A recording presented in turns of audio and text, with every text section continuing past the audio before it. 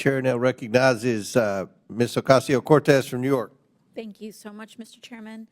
There's a lot of hay being made in this hearing about undercounts, overcounts, but importantly, an attribution of motivation around differences in counts. Director Santos, thank you so much for being with us here today. First and foremost, undercounts and overcounts are standard in every census to any degree, correct? That is correct. We have a massive undertaking of trying to count and fulfill our constitutional responsibility of counting what we now know is over 300 million people in the United States, correct? That is correct. So, of course, there's going to be some parents that maybe have a kid in college and they count them as part of their household. That kid in college, they want to be counted as their own adult, and so sometimes you'll have some doubling up and very casual situations like that, correct? Correct. And then it is the census's responsibility to try to mitigate some of that and sort all of that out, correct? Correct. Now, there's so much being made about the fact that there were some overcounts and undercounts in the 2020 census. I have one pretty simple question for you. Who was president in 2020? Donald Trump. Donald Trump was president in 2020. And yet there seems to be some suggestion that there was some political motivation to somehow help Democrats in the administration of the census. Now, given that Donald Trump was president, I find that odd, but let's approach this this deeper suggestion that, I'll just say it, what I've seen an allusion to is that there was some deep state conspiracy to try to somehow change or manipulate the U.S. Census counts. But we were here. I was here with the chairman during that time as well. There was a pandemic going on.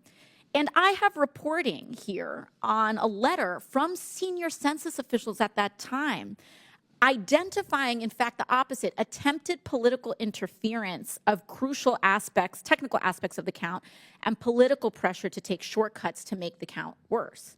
Now, Director Santos, that aside, you are a nonpartisan member of the government, but I do have a question. Is it accurate to say that the administration during President Trump's presidency did push to try to cut the census short, a shorter timeline than typical, before the count was completed? That's my understanding. So the count was cut short.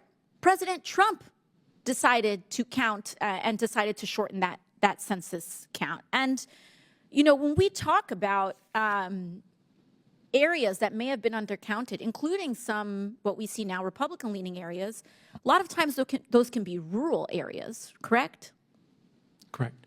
So we have rural areas, and that oftentimes requires more time to accurately count. And to the chairman's question, having door-to-door canvassers in a rural area, it takes more time to canvass a rural area, correct? Correct. Because you have people who live miles apart, as opposed to an urban area where multiple people live in the same building, correct?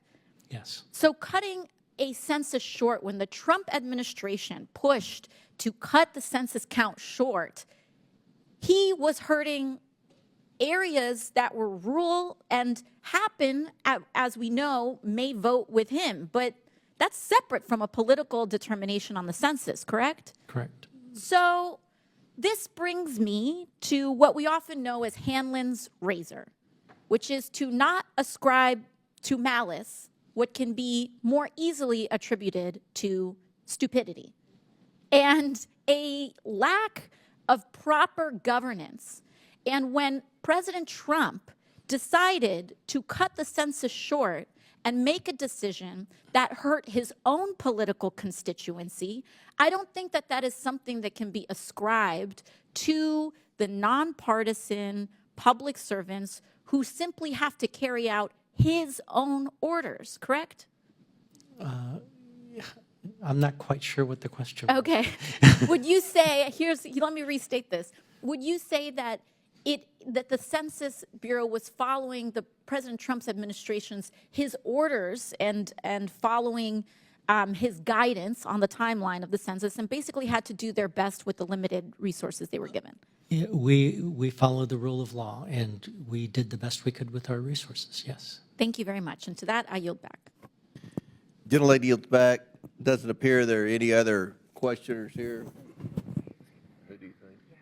Who's coming? Presley's on her way. Okay. We could suspend for a moment. Well, and look, we're waiting for Ms. Presley.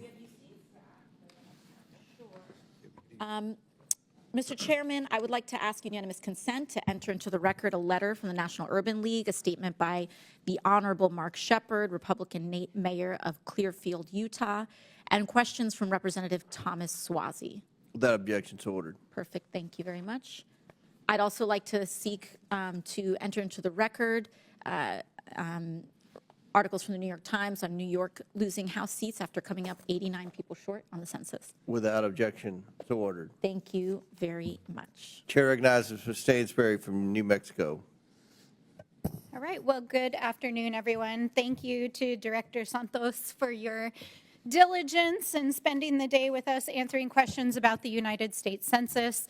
I am proud to represent New Mexico's 1st congressional district, which includes Albuquerque and 10 counties in central New Mexico. And the